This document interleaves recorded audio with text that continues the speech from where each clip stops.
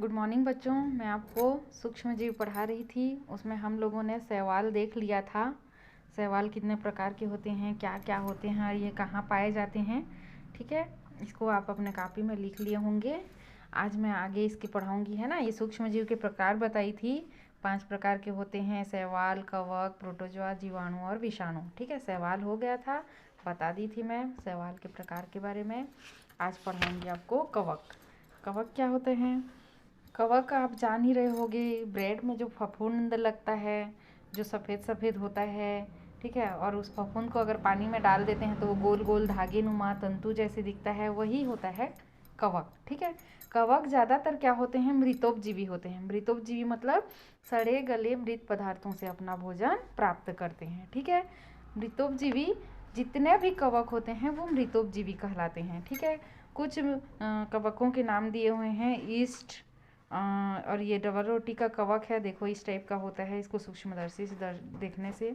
और ये है मशरूम। ये सब कवक के नाम हैं। ठीक है, तो ये सब क्या होते हैं? मृतोपजीवी होते हैं। ठीक है, यहाँ पे कुछ ईस्ट के बारे में आपको बता दे रही हूँ। देखो, इडली, डोसा, जलेबी आदि बनाने के पहले आटे के घोल में और डबल रोटी आदि के आटे में एक विशेष पदार्थ ईस्ट मिलाया जाता है, जिसे हम खमीर कहते हैं या फिर किण्व कहते हैं। ठीक है, खमीर यह एक कोशिक मृतोपजीवी कवक है जो मृदा और वायु में उपस्थित रहता है और इसे शुष्क अवस्था में पाउडर और गोली के रूप में 4 वर्षों तक रखा जा सकता है। समझ में आ रहा है? यह मृदा और वायु में उपस्थित रहता है। ठीक है, और इसे सूखे रूप में, पाउडर के रूप में या गोली के रूप में रखा जाता है।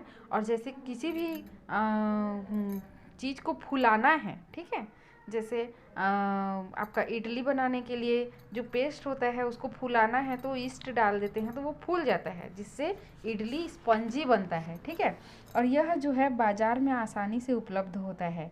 कभी कभी ईस्ट न डालने पर भी इडली डोसे के मिश्रण को कुछ घंटे के लिए रख देने से मिश्रण फूल जाता है।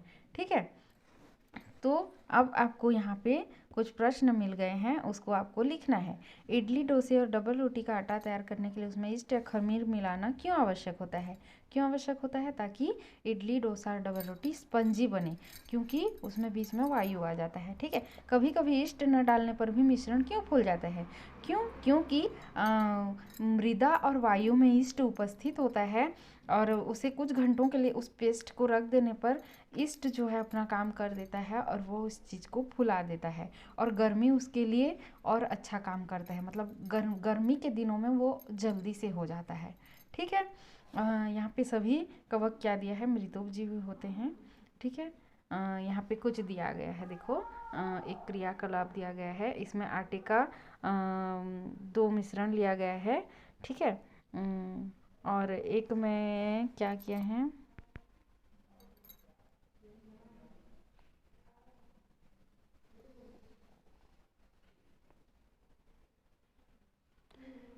एक है एक सादा पानी से गूँथा गया है। दोनों में एक एक, देखो यहाँ पे दिया है, आटे को 2 कटोरी में आधा आधा लेना है, एक एक चम्मच ईस्ट डालना है, क और ख नाम देना है। क में आधा चम्मच शक्कर डालना है, पहले ख बाद में क कटोरी के आधे आटे को गुनगुने पानी से गूँथकर मुलायम गोली बना देना है। देखो, एक में शक्कर मिला गया है और एक में शक्कर नहीं मिलाया गया है। अब देखो, जहाँ जिसमें शक्कर मिलाया गया है वो ज़्यादा फूल गया है, ऐसा क्यों होता है?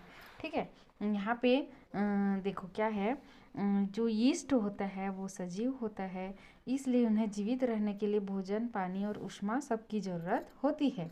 और ये क्या करते हैं, जिसमें शक्कर मिला गया है वो शक्कर को तोड़कर ऊर्जा प्राप्त करते हैं और कार्बन डाइऑक्साइड गैस क्या करते हैं, छोड़ते हैं। इस प्रक्रिया को किण्वन कहते हैं। ठीक है, इस प्रक्रिया से इडली, डोसा, जलेबी,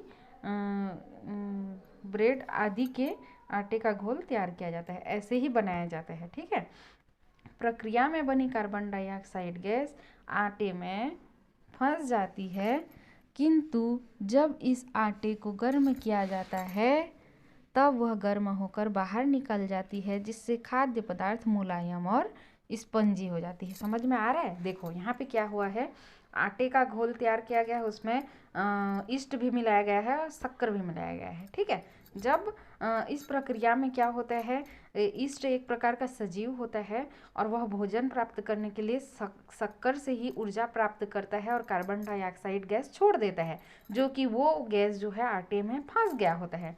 जब उस चीज़ को हम गर्म करते हैं तो गैस क्या हो जाता है, बाहर निकल जाता है और पदार्थ क्या हो जाता है, मुलायम और स्पंजी हो जाता है। क्योंकि गैस अंदर फंसा हुआ था, वो निकलने का रास्ता खोजेगा और उस चीज़ को स्पंजी बना देता है। इस प्रकार ब्रेड के स्पंजी होने का कारण क्या है, आप समझ गए ना? तो ये आपका कवक के कुछ दिया गया है। कल मैं कवक के बारे में ही और बताऊंगी दूसरे क्रियाकलाप को समझा के। आज के लिए इतना ही, बाकी नेक्स्ट क्लास में। ठीक है।